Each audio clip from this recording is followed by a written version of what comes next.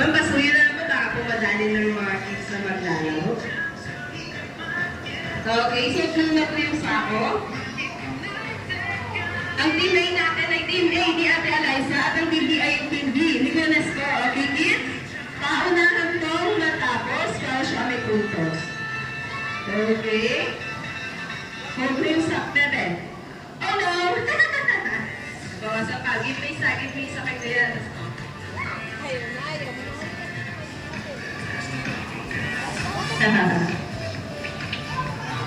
Ayan, bumalik. You want to join that eh? You want to join? Isyalit lang yun. Okay. Yan na sir, babalik daw yan. Sino po kayang guardian neto ni Bebe? Sino po ang guardian ni Bebe? Baka pamadali ng mga maglalaro? Pakikisunin na lang po.